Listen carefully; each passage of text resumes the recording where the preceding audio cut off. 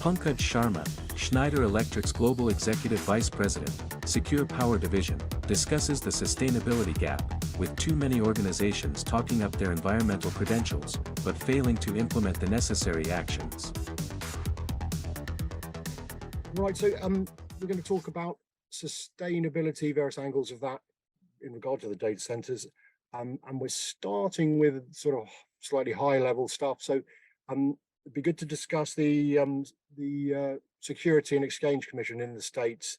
They sanction investment funds over their greenwashing, and that's not the only sort of area we've seen it. So what's going on there? Well, why did that come about?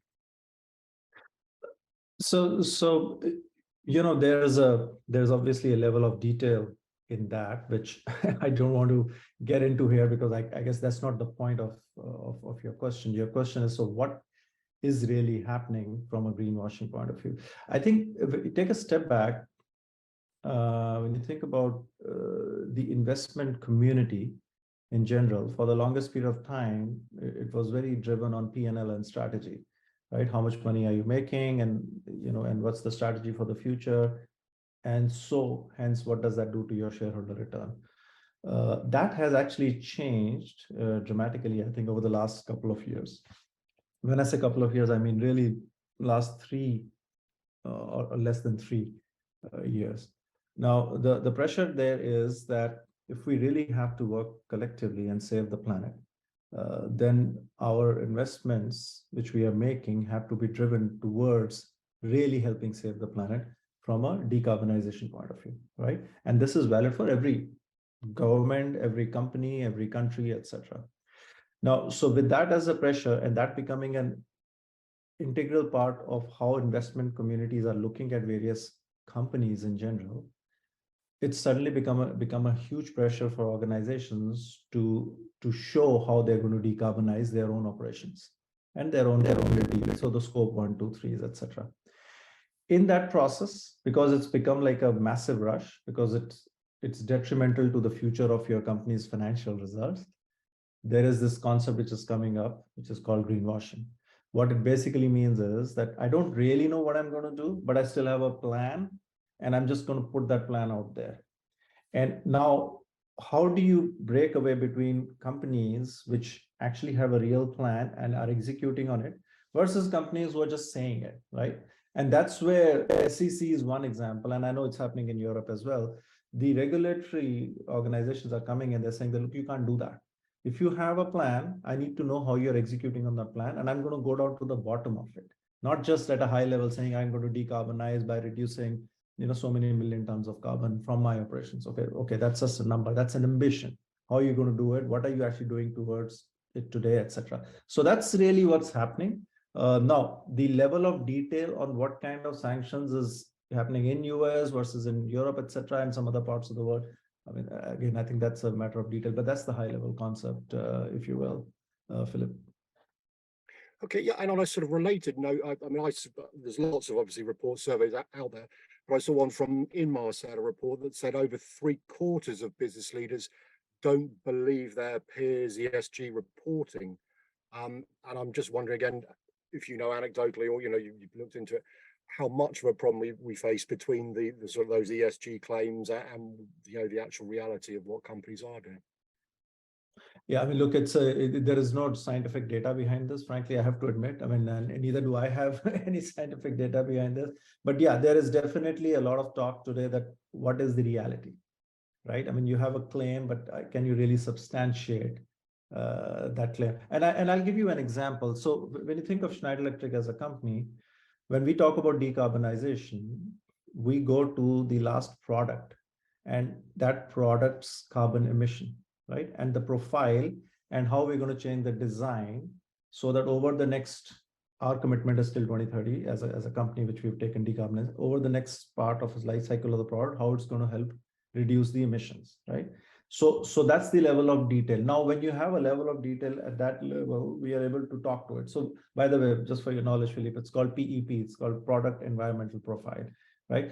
Now, does the large level of organizations out there, does everybody have a level of detail like that? I think that's what the regulatory boards are asking for, and which is a fair ask, right? I mean, at the end of the day, if you have to contribute, your business has to contribute to decarbonization, you should know how you're going to do it and what are you doing about it. And I'm also wondering, in terms of specifically the data center and the IT sector, whether you yourself, Schneider Electric, you've done your own research maybe, or again, in talking to customers, build up a picture.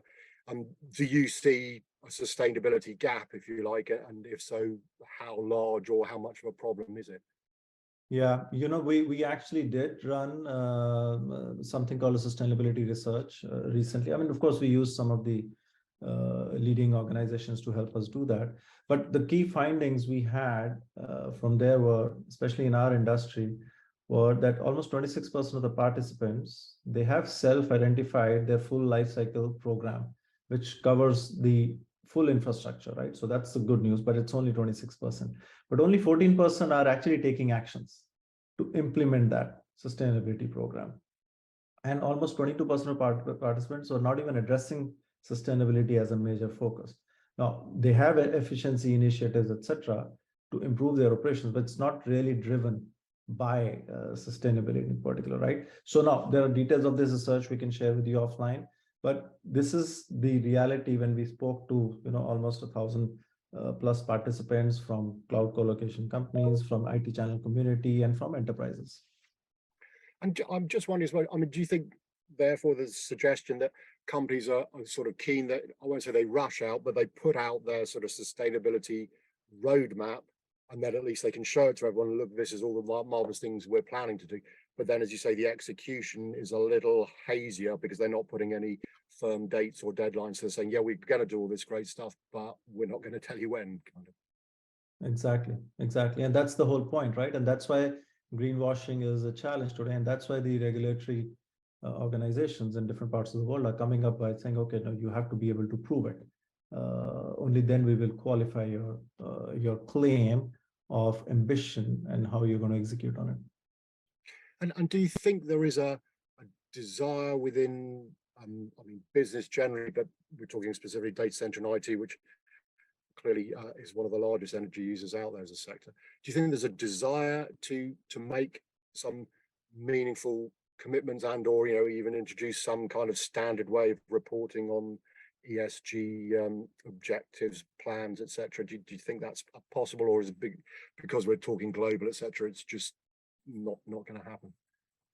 No, there is definitely a desire, and I think Philip, I feel very strongly it's going to happen. And I'll give you an example. So look, our industry, the data center industry, I think is a fairly advanced industry. I mean, it's a younger industry, right? I mean, we're like 40, 50 years old industry. We're not like 300-year industry, right? So it's more progressive, more technology driven, etc.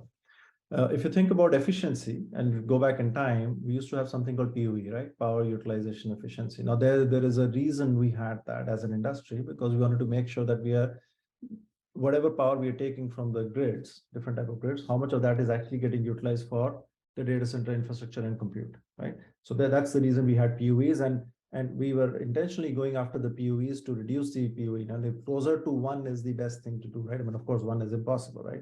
So now, when you think of that as almost like a culture in the industry, from a technology and growth perspective, that culture is going even into this whole sustainability metrics now. In fact, we as a company, we took lead and came up with something called a white paper 67 a couple of quarters ago. Actually, it was during 2022. And what we were proposing to the entire industry is that PUE is great, but it's not the only thing from a sustainability standpoint. So we came up with 5 metrics, and the other metrics other than PUE were things like greenhouse gas emissions, right? We came up with the biodiversity being where are you actually putting your data center. Then you came up with waste, how much waste it is generating. And then we also came up with water. Water, by the way, is such an important aspect. A typical 1 megawatt data center consumes almost 100,000 gallons of water a day, right? I mean, so imagine what that water can do for people like us, right, as consumers of water. So what we came up with was these 5 high-level pivots, and there were 23 metrics in it. And we very openly said that it doesn't matter whether you're at a beginner stage a mid stage or an advanced stage in building your sustainability journey. But it's important to start looking at all of these and taking some actions. And there were some actionables on how you can work better on biodiversity, on water consumption, and so on with the help of technology. So it's possible, and we have our own customers who've actually been pretty vocal about it. In fact, one of our customers, one of a data center company, in fact, they've applied and they're at a pretty advanced stage. And a lot of our customers in general in the industry are thinking about it. So I feel very confident about the data center industry, once again, taking lead from a sustainability standpoint and doing the best from a decarbonization perspective. But the other important point also is, Philip, that this may be a small percentage wise, it looks like 2% of the global carbon emission, but it's, when you put this in perspective, it's almost equal to the airline industry, right? So it's pretty massive. But then the rate of growth is very high simply because of the whole digital economy, and the digital economy being not just the e-commerce, the blockchains, now with metaverse, which has become a part of life for everybody today. But also when you think of the energy transition, everything to do with virtualized, now with metaverse, which has become a part of life for everybody today. But also when you think of the energy VPPs, which is basically software, right? Data. So with the boom on the digital economy and all these examples of data, the number of data centers will be much higher, which is already much higher. Hence the need for them to be fully sustainable data centers. And I feel confident that our industry is in the right track and will probably be one of the faster towards sustainability as an industry.